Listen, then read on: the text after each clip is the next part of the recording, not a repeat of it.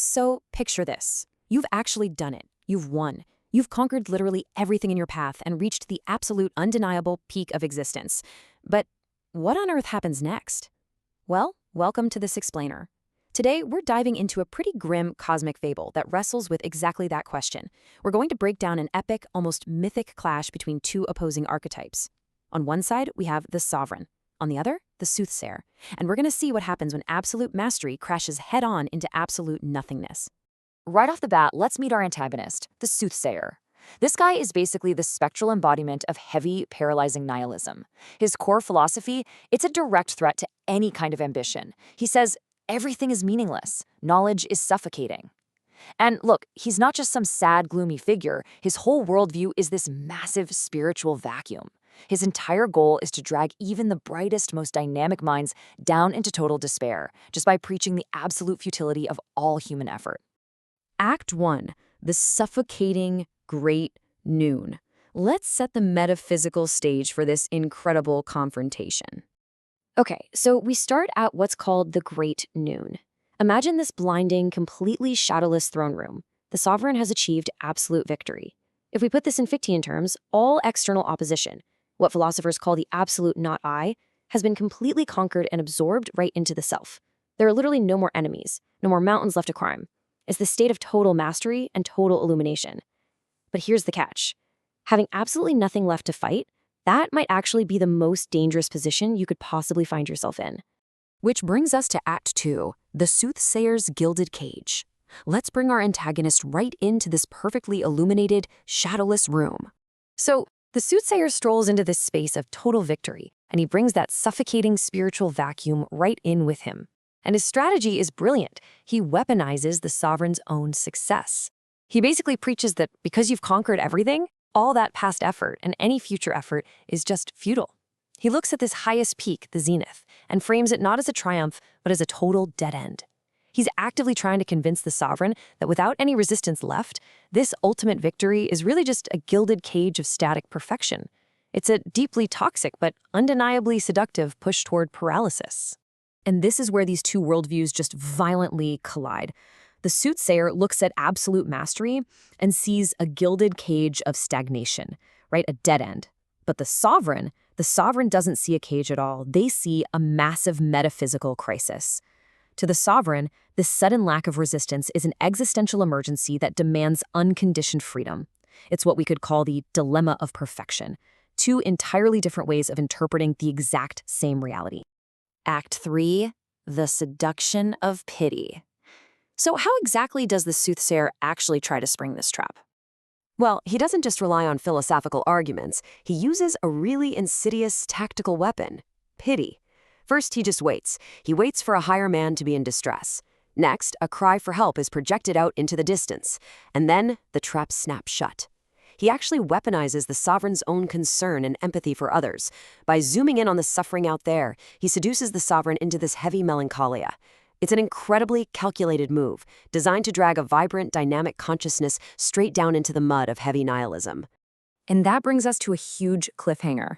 The sovereign is now trapped in a cage made entirely out of their own absolute victory, while the soothsayer is actively trying to drown them in pity and despair. So the big question is, will the sovereign succumb to this meaningless void, or are they going to find a way to conquer it? I mean, how do you even escape a prison when you're the one who built it out of your own perfection? Let's find out in Act 4, a metaphysical crisis. This is the moment the sovereign finally wakes up to the reality of what's happening. This awakening really boils down to a core Fichtean concept called streben, or striving. The idea here is that a dynamic consciousness fundamentally requires constant striving against some kind of resistance. Without something to push against, consciousness basically just dies. So the sovereign realizes that staying safely on this throne, just enjoying static perfection, it's completely incompatible with their own existence. The zenith isn't a comfortable place to live. Actually, it's a place that will absolutely kill you if you stay too long. So, what's the solution?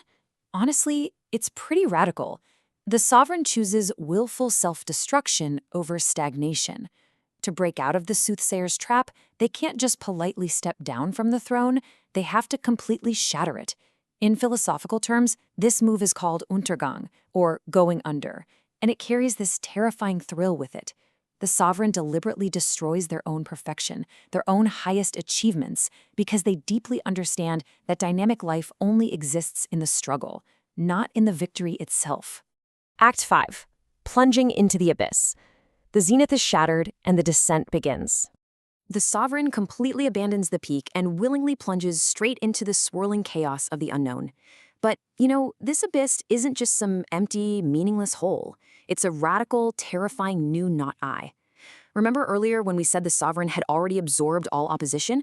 Well, to survive, the sovereign deliberately projects a brand new, chaotic resistance to fight against. So instead of it being this place of fear and nothingness, the sovereign transforms the void into a powerful tool for evolution. It becomes a completely fresh field for existential conquest. And that leads us to Act 6, the Cosmic Creator-Destroyer, the grand finale of our mythic showdown. When we look at the final synthesis of this conflict, we're really seeing two entirely different paths.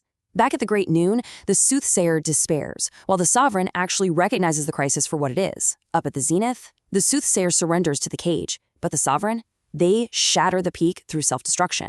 And ultimately, down in the void, while the soothsayer succumbs to pity, the sovereign acts as a cosmic creator-destroyer. The sovereign proves they are absolutely not bound by their own victories, completely defeating that hideous nihilism by turning their own destruction into fresh creation. This whole confrontation totally redefines what sovereignty even means. It's clearly not about ruling passively from the highest point. True sovereignty is having the power to conquer the depths of the void itself. It's the sheer courage to constantly confront absolute resistance to your own established order. The sovereign teaches us that if you want to remain truly free, you have to always be willing to shatter your own peak and face the terrifying unknown. Ultimately, this cosmic fable asks something pretty profound of all of us. Have you ever achieved your ultimate goal only to suddenly feel trapped by your own success? We all face our own personal versions of the Great Noon.